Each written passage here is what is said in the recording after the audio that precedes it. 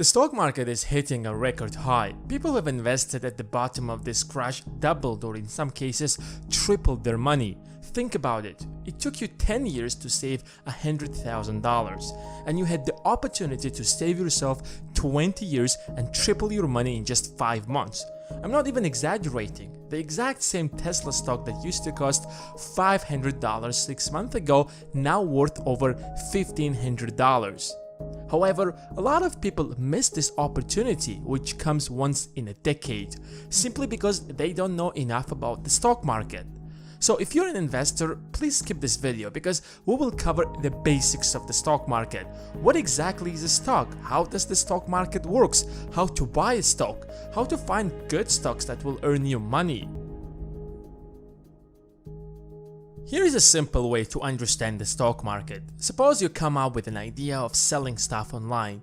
You hire a bunch of developers to build the website for you. For the sake of simplification, let's say you decide to name your website Amazon.com. It's a simple and creative name that accidentally crossed your mind. To make things easier, let's say you start selling books. Lucky for you, business is going awesome. But you have a problem. You're making money, but not enough to expand fast. Theoretically, you can start selling everything on your website, from electronics to kitchen equipments, but you need the capital to rent a place and build your infrastructure. If you're not going to do that, your competitor might take advantage of that and will crush you. But don't worry, here is a brilliant idea. You can sell a portion of your company and use that money to expand your business. Let's say your company is valued at $100 million. Divide your company into 1 million stocks with each stock priced at $100. Let's say you could convince an investor to buy 100,000 stocks for $10 million. Congrats! Now you have the money to expand your business and that investor gets a 10% stake in your valuable business. You're doing great. Your business is growing fast, but you want to expand even faster. Since you have made a name for yourself, there are tons of people in the country or even worldwide who want to buy a small piece of your company. But you can't simply sell pieces of your company from your office. You need to list your company in a place called the stock market. It's a market for companies where people come to buy and sell small portions of companies called stocks, such as the New York Stock Exchange or the Nasdaq. Since you own 90% of your company, let's say you list 200,000 stocks on sale in the market and raise millions to expand. Of course, we have oversimplified everything here, but that's the general idea. But most of the stocks in the stock market are not sold by the companies directly, but rather by people who have purchased them when the company listed their stocks for the first time. That's known as IPO, Initial Public Offering.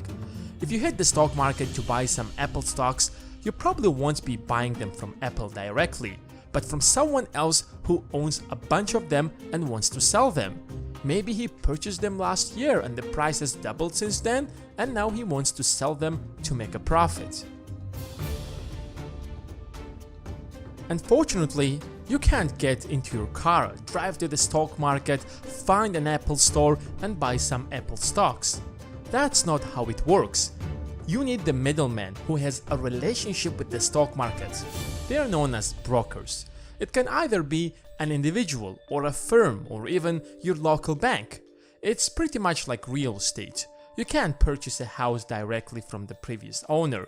You need someone who is licensed to buy or sell real estate, such as a real estate agent. So if you want to buy Apple, Amazon or whatever shares from the stock market, you need to find a broker. Usually they have to get paid for their hard work for helping you to buy or sell stocks by charging you a small commission fee. It could either be a fixed amount per trade or a fixed percentage of the total trade. Most banks today also provide such a service, but recently there has been a lot of innovation in this industry. In 2013, two guys from California launched an app called Robinhood, a broker agency that made buying and selling stocks possible from the comfort of your smartphone. The best part of it is that it's absolutely free. Now, since you know what exactly is a stock and how to buy one, you're probably wondering, why should you buy stocks at all? I mean, why would you give the money you have earned with blood and sweat to this multi-billion-dollar corporation that makes so much money that they can buy entire countries? Well, let's say hypothetically, Company A produces and sells cars and has a total number of 1,000 shares, or stocks, where each share costs $100. So the total value of the entire company is $100,000. If let's say next year Company A builds another factory, hires more people, and eventually sells more car, the company's total value will rise, let's say to $130,000. But since the company consists of 1,000 small pieces called stocks, where each cost $100, individually each stock will increase by $30, since the company as a whole rose by 30%. So if you have purchased one stock from Company A last year for $100, today it would worth $130. You can sell it and make a profit of $30. In other words, when you're investing in the stock market, you are buying portions of businesses which are called stocks, and as these businesses grow, so the value of your stock. But you may wonder, if by buying a stock I become an owner of a certain portion of the company, shouldn't they share with me the profits the company make? Yes, they have to. They're known as dividends. Apple, for example, paid a dividend of over $3 for each stock last year. By now, you probably think that instead of saving money, I can buy stocks and my wealth will grow. Theoretically, yeah. One of the companies that grew really fast in recent decades was Apple, since iPhone sales were increasing year after year. In 2014, a single Apple stock used to cost around $100. 6 years later, as the company kept expanding and introducing more products and increasing their sales, the stock price rose to $379 at the time of me writing this script. In other words, your $100 invested in Apple would worth $379. When you buy a single share, it doesn't make a big difference. But let's say you have invested $100,000. Your investment would worth $379,000. You've more than tripled your investment in just 6 years. But before you throw your money into the stock market because it looks so easy, hear me out, because there is a catch. Not everything is sunshine and rainbows, because these stocks are listed on the public exchange. The number of factors that influence the price of the stock are too many, and often the price of the stock does not represent the real value of the company. Let's say hypothetically, there is an electric car company that gets a lot of hype around it. For the sake of simplicity, let's call it Tesla. The company might generate a lot of hype around it because its CEO is a marketing genius. A lot of people might get excited and start purchasing Tesla stocks. And according to the laws of economics, when the demand outweighs the supply, the price increases. The price might double or triple in a matter of a few months, but its real value did not double or triple in such a short period of time. The demand artificially increased it.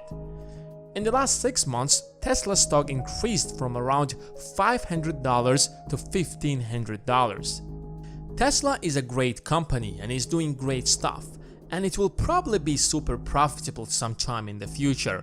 But from an investment point of view, the stock price today does not represent the value of the company, which means it's overvalued, which means sooner or later the price will fall to its true value. As an investor, you either want to buy stocks of companies that represent their true value or stocks that are undervalued, because both will rise in the future. Of course, that's not an easy job. You have to analyze companies, read their financial statements, assess their business models, and make a rational decision based on facts and numbers.